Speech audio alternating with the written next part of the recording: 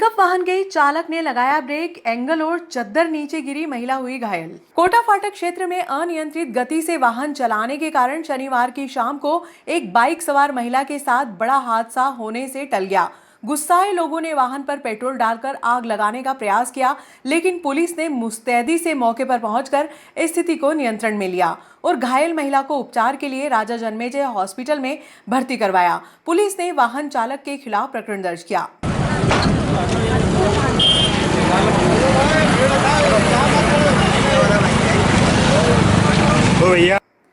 Mahidpur road स्थित एक दुकान से लोहे के एंगल और चद्दर लेकर जा रहा वाहन क्रमांक MP 13GB 2776 कोटा फाटक क्षेत्र में पहुंचकर सड़क दुर्घटना का शिकार हो गया। प्राप्त जानकारी के अनुसार अनियंत्रित गति से वाहन चलाने के कारण चालक से वाहन नहीं संभला और अचानक ब्रेक लगा दिया, जिससे वाहन में रखी हुई लोहे की चद्दर और एंगल फिसल कर गिर गई, जिससे बाइक सवार महिला राधा कुंवर घायल हो गई। महिला के हाथ, पैर और कमर में चोटें आने के कारण स्वजन आक्रोशित हो गए। प्रत्यक्षदर्शियों के अनुसार आक्रोशित लोगों ने वाहन पर पेट्रोल डालकर आग लगाने का प्रयास किया, लेकिन पुलिस ने मुस्तैदी से मौके पर पहुंचकर स्थिति को नियंत्रित किया और घायल महिला को उपचार के लिए राजा जन्मेजय अस्पताल में भर्ती करवाया। पुलिस ने वाहन को जब्त कर चालक के खिलाफ प्रकरण दर्ज किया।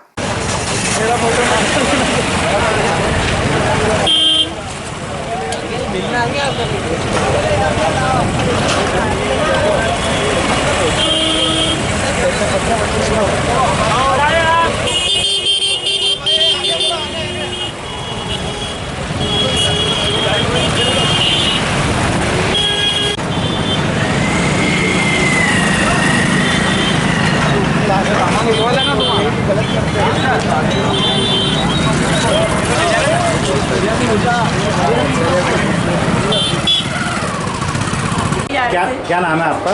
राधा कुंवर। क्या घटनाक्रम रहा? हम लोग बाइक से जा रहे थे, चौराहे पे थोड़ी सी जैसे हमने बाइक सामने से व्यक्ति आए तो बाइक पे ब्रेक ब्रेक तो नहीं लगाया, लेकिन बाइक जा ही रही थी तो पीछे से जो गाड़ी आ रही थी वो स्पीड में ही थी। जी जी। तो उसका और हमारा जो फासला था वो बिल्कुल भी नहीं रहा। मतलब उन लोगों ने उनकी जो स्पीड थी वो इतनी तेज़ थी कि वो गाड़ी एकदम से उन्होंने ठोक दी और गाड़ी के ऊपर जो सरिये पत्रे वगैरह रखे हुए थे वो सारी मेरी बॉडी में घुस गए और हम लोग काफ़ी दूर जाके गिरे। मतलब उसके झटके से, और उस गाड़ी ने जो टक्कर मारी उससे तो गिरे ही गिरे, लेकिन उसके ऊपर जो सामान था वो उसने हमको मतलब पूरी बॉडी में देखो ना, यहाँ वहाँ सब दूर बहुत सारी जगह कट लग गए। बहुत सारी यहाँ पे पूरा सरकार खेल को प्रोत्साहित कर रही है क्योंकि इससे युवाओं का जीवन स्तर सुधर रहा है। मोदी खेल प्रशाल में लेदर बॉल ट्रॉफी शुभारंभ पर बोले पूर्व विधायक शेखावत। देश प्रदेश में जब से भाजपा की सरकार बढ़ी है तब से खेलों को महत्व दिया गया है। सरकार खेलों को प्रोत्साहित करते हुए बजट बढ़ा रही है क्योंकि इससे युवाओं का जीवन स्तर सुधर रहा है। ये बात पूर्व विधायक दिलीप सिंह शेखावत ने मोदी खेल प्रशाल में आयोजित लेदर बॉल ट्रॉफी शुभारंभ अवसर पर कही। तो हमारे लाडले विधायक और मेरे मार्गदर्शक भाई साहब दिलीप जी शेखावत जी, मेरे सम्मानीय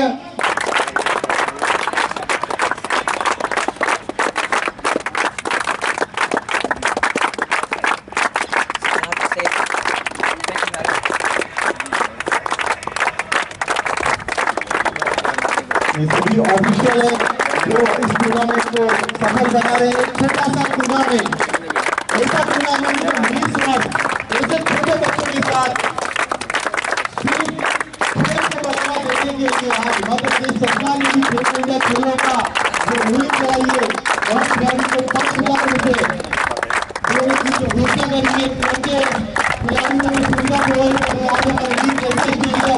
ऐसा ग्राउंड आपने सौजन्य से मिला है, इसके लिए आप बहुत बहुत धन्यवाद आप हमारे ओर से देना चाहते हैं और आशा करते हैं आप लोगों का सपोर्ट और सहयोग ऐसे ही बना रहे।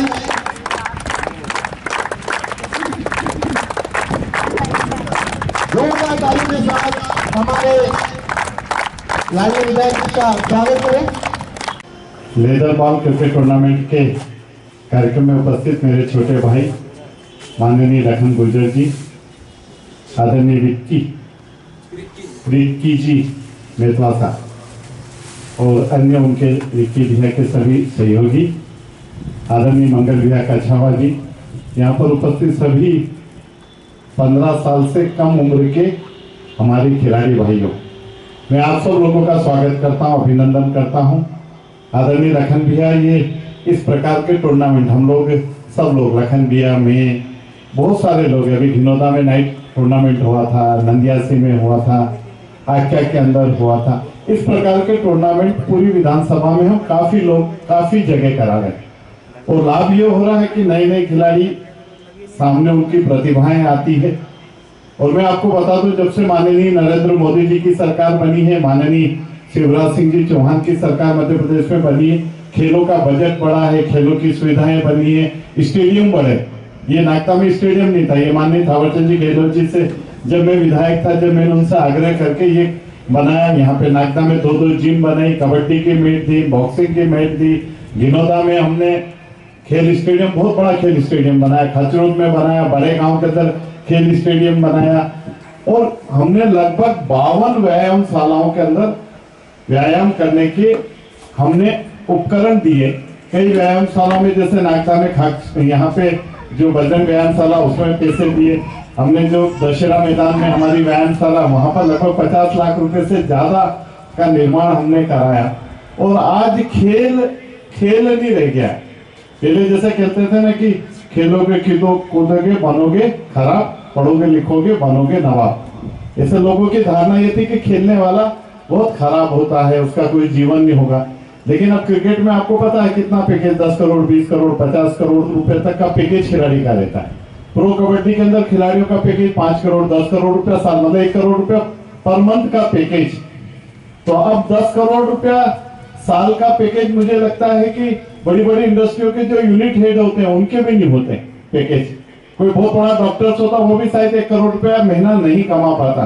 लेकिन आज खेल के अंदर लोग कमा रहे, बैडमिंटन के अंदर खिला रहे, लॉन टेनिस के अंदर खेल रहे हैं। और इसीलिए मध्य प्रदेश और केंद्र की सरकार, और आप देख रहे हो धीरे धीरे खिलाड़ियों का जीवन स्तर भी सुधर रहा है, खिलाड़ियों में क्षमताएं भी बढ़ रही है और खेल को सरकार बहुत प्रोत्साहन कर रही है। क्यों इसलिए प्रोत्साहन कर रही है कि एक जमाना था जब अगर वर्ल्ड में कोई राष्ट्रीय टूर्नामेंट, अंतर्राष्ट्रीय टूर्नामेंट होता था, उस अंतर्राष्ट्रीय टूर्नामेंट में भारत 130 करोड़ की आबादी वाला देश है, चाइना के बाद सबसे बड़ी संख्या वाला देश है, लेकिन मेडल्स हमारे कम आते थे। अब मेडल्स धीरे धीरे बढ़ रहे हैं, कुश्ती के अंदर बढ़ रहे हैं, हम लोग शूटिंग के अंदर हम मेडल से लेके आए। और इस प्रकार से एशियाड और ओलंपिक में भारत का हमारा एक स्थान निर्धारित हुआ। मैं आदरणीय लखन भैया को बहुत धन्यवाद देता हूं कि आप खिलाड़ियों को इसी प्रकार से प्रोत्साहित करते रहे। जैसा हमारे प्रजापत भैया ने कहा कि ये हमारी एक फसल है और कल ये वटवृक्ष बनके और मध्य प्रदेश और राष्ट्रीय स्तर की टीमों में इनका इन्हीं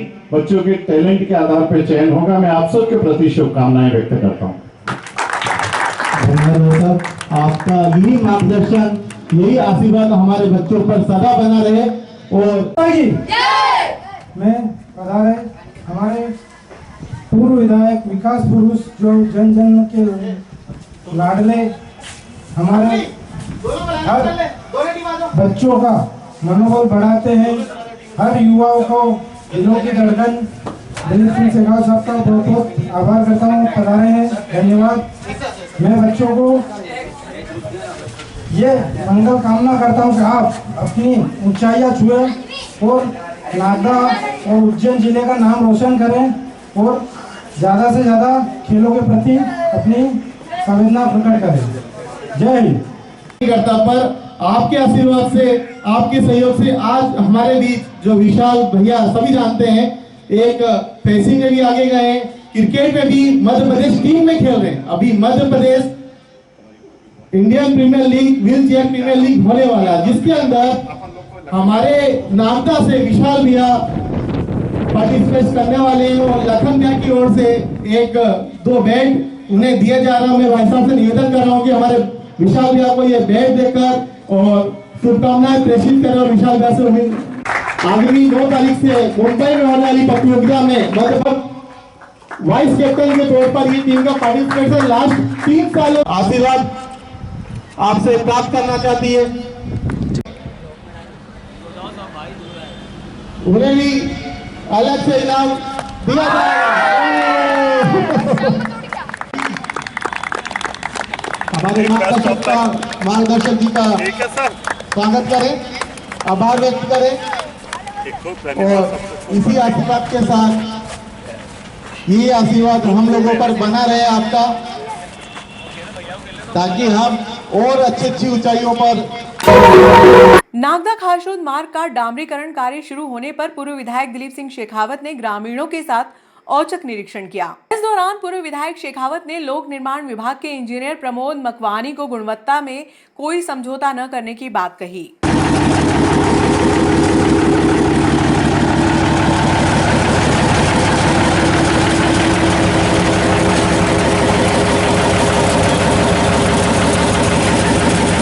भैया पीछे आओ ना थोड़ा।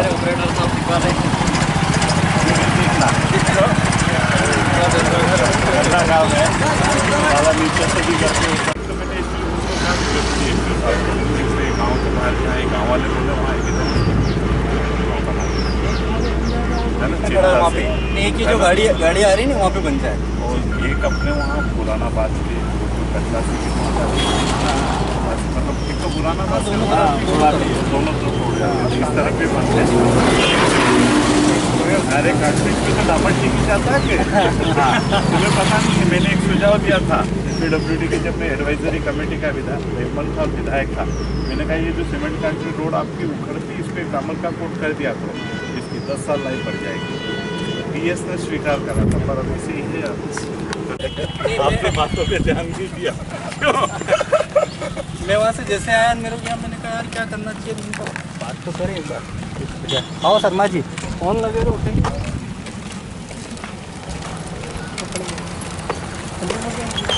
सर, खारशोद नागदा मार्ग का डामरीकरण हो रहा, आज आप निरीक्षण करने पहुंचे, क्या है मामला सर? वास्तव में इस रोड का रिन्यूअल बहुत जिद्दोजहद के बाद में, क्योंकि इस रोड का रिन्यूअल मेरे ख्याल से 3 साल पहले रिन्यूअल हो जाना चाहिए था, क्योंकि हर 3 साल में लोक निर्माण विभाग का एक नियम है कि उस सड़क को हम फिर से वापस एक अच्छी स्थिति में लेके आ जाए। लेकिन दुर्भाग्य है कि यहाँ के जो हमारे जनप्रतिनिधि है, माननीय यहाँ के विधायक है, मैं सीधे सीधे ये कहूँगा कि उनकी निष्क्रियता है, उनके अकर्मण्यता है, उनकी उदासीनता है, और उसके कारण नागदा खारशोद की ये सड़क बहुत महत्वपूर्ण सड़क है, बहुत महत्वपूर्ण सड़क। इस सड़क की जो दुर्दशा थी, और कई बार ये भी होता है कि सत्ता पक्ष के होते हुए भी कई बार बहुत जद्दोजहद करना पड़ती इस सड़क को लेके। अभी तो नहीं है, लेकिन जो एग्जीक्यूटिव इंजीनियर है पटेल साहब, उससे मेरी अनेक बार बातचीत हुई। हमने लोक निर्माण मंत्री जी को भी दिया, इवन जीवन सिंह जी आंजना जो हमारे ज़िले के मंत्री है, उन्होंने CM हेल्पलाइन भी लगाई, 2-3 बार CM हेल्पलाइन लगाई। और उन सारी परिस्थितियों में और हमारी जिद थी कि बरसात के पहले ये रोड रिन्यूअल हो जाए। एक चीज़ और है कि मैंने आज जो इस सड़क के इंचार्ज है हमारे नागदा में, जो इंजीनियर हैं, उनको भी ये आग्रह करा, उनको कहा भी है, क्योंकि मैंने उनको उदाहरण दिया कि नागदा से महतपुर रोड जो रोड है वो 8 साल पहले बनी थी और एक भी गड्ढा नहीं हुआ। खाचरों से रुनीजा रोड है और उस रोड को भी बने हुए 8 साल के लगभग हो गए होंगे जब मैं विधायक था, तो उस रोड पे भी एक ही गड्ढा नहीं हुआ। तो फिर क्या कारण है कि इस रोड को हर 3 साल में रिन्यूअल करना पड़ता है? इसका मतलब कहीं ना कहीं क्वालिटी के साथ में समझौता होता, और मैंने अभी कहा कि क्वालिटी के साथ कोई समझौता नहीं होना चाहिए। हाँ, ये वीडियो मेरा सुन के या प्रेस की ये चीज़ सुन के और माननीय विधायक जी ज़रूर मेरा काउंटर करेंगे, लेकिन मैं भी उनसे निवेदन करूँगा कि सरकार हमेशा पैसा देती है, क्योंकि माननीय लोक निर्माण विभाग के मंत्री और मुख्यमंत्री जी सड़क को नहीं देखेंगे। इस सड़क को देखने का काम तो स्थानीय विधायक का होता है कि वो गुणवत्तापूर्ण बन रही कि नहीं बन रही, ठीक बन रही कि नहीं बन रही, समय पे बन रही कि नहीं बन रही, ये जनप्रतिनिधियों का काम होता है। लेकिन मुझे लगता है कि वो इस मामले में इतने फेलिवर है। और उसका एक छोटा सा उदाहरण मैं दूंगा कि खाचरों से रतलाम रोड संभवतः 2012 में बनी होगी और 2013 में वो 100% रोड ख़त्म हो गई। मैं जैसे ही 2013 अक्टूबर में विधायक बना तो एक बार उस क्षेत्र से मैं आ रहा था, तो मैंने देखा कि उसमें पेच वर्क चल रहा था। मैंने वहीं से PWD SDO को कहा, ये पेच वर्क तुरंत बंद करो, तुम्हें जो करोड़ों रुपए बिगाड़ना था शासन के बिगाड़ दिए, लेकिन अब पेच वर्क में जो भी 50-60 लाख रुपये लगाना है वो मत लगाओ। और मैंने फिर ध्यान आकर्षण लगाया, और देश की आज़ादी के बाद पहली बार ऐसा हुआ कि गारंटी पीरियड में प्रमुख सचिव उस रोड को देखना है। 100% स्वीकार करा कि रोड खत्म हो गई और रोड स्वीकृत हुई और हमने 1.5 साल में 28 किलोमीटर की सड़क बना दी। और इसलिए जितने निर्माण कार्य होते हैं गुणवत्तापूर्ण हो, ये हमारा दायित्व भी, और इसमें हम बहुत गंभीरता के साथ में ध्यान देते हैं। यहाँ पर मैं जब आया तो यहाँ के ग्राम के मेरे आशीर्वाददाताओं ने कहा कि चूँकि गांव के दोनों तरफ काफ़ी बस्ती है और उसके कारण एक्सीडेंट का डर बना रहता है, इसलिए मैंने आग्रह करा अधिकारियों से कि 2 डिवाइडर यहाँ बन जाए, एक बुरानाबाद के पास, क्योंकि पटना से बुरानाबाद के दोनों की सड़कें आती है, इसलिए दोनों डिवाइडर बन जाएंगे तो एक्सीडेंट नहीं बचेंगे। और ये मध्य प्रदेश के मुख्यमंत्री जी और लोक निर्माण मंत्री जी और विभाग के अधिकारियों को धन्यवाद देता हूँ कि इन्होंने रिन्यूअल का काम बरसात के पहले हमने जैसा कहा था कर दिया।